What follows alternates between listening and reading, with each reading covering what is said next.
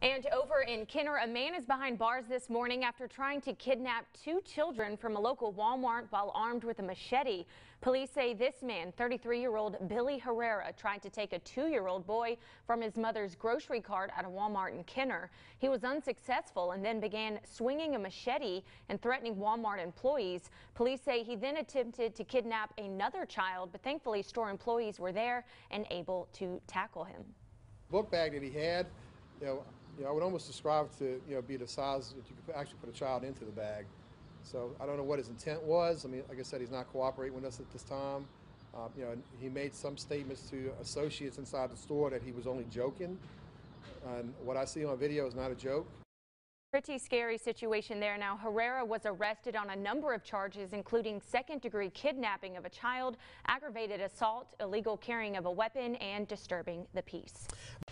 Well, a state Senate panel discussed legislation Monday that could bring the phrase "In God We Trust" into the classroom. If passed, public schools in Louisiana would have to display the motto "In God We Trust" on banners, posters, and plaques. Now, the bill proposed by State Senator Regina Barrow would help tackle what she calls moral decay across the state.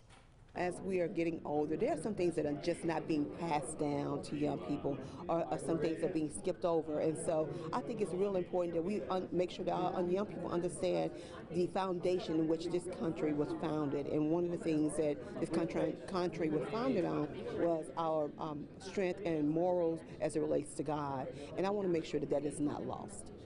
Now, under this legislation, social studies teachers would also incorporate "In God We Trust" in classroom lessons. The bill now heads to the full state Senate floor for debate.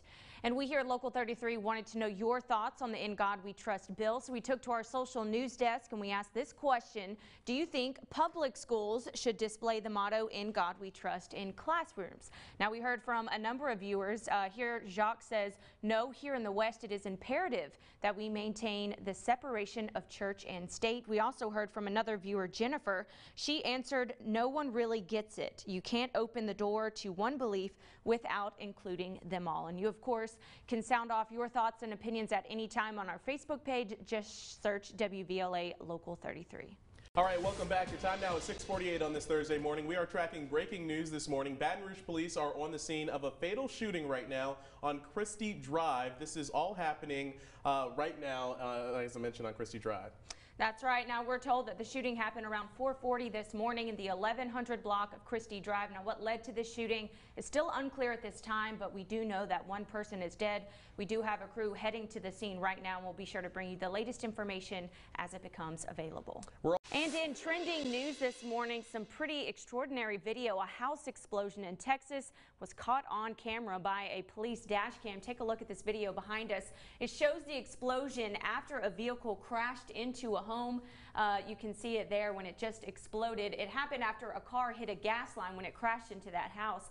A family of 3 was inside at the time and suffered several injuries. The 2 officers you see there in the video responding to this crash also suffered some minor injuries, and the driver of this vehicle actually wasn't hurt at all. He was arrested for some traffic offenses. This incident remains under investigation this morning.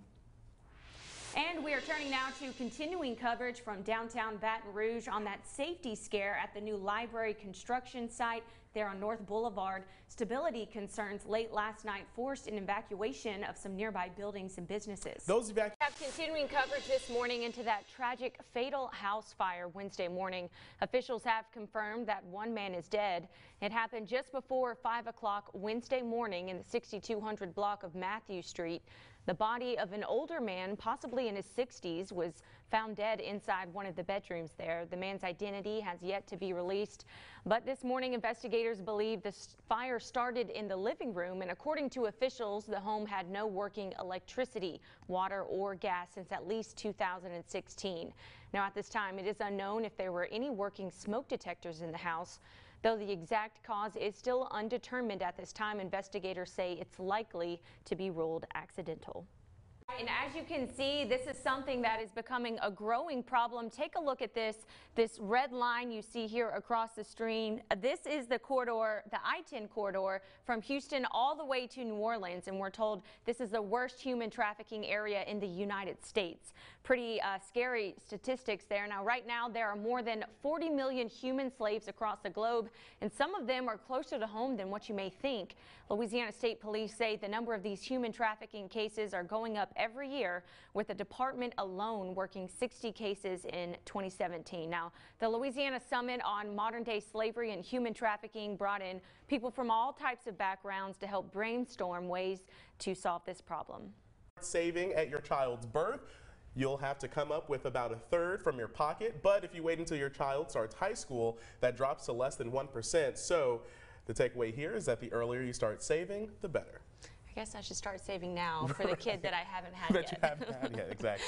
But we do have some good news for your wallet. Gas prices here in Baton Rouge are slowly declining. According to GasBuddy.com, prices have fallen a penny per gallon at the pump, and prices are now on average $2.45 per gallon.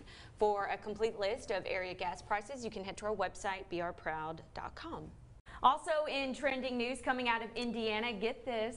A giraffe on the loose, everybody. Gosh, a giraffe escaped its enclosure and went on a little adventure at the Fort Wayne Children's Zoo. Take a look at this video. The gentle giant, out of her barn, ran around the zoo's non-public parking lot while employees worked to get her back to her exhibit. She actually decided to wander back into the barn eventually on her own after about 2 hours of running around.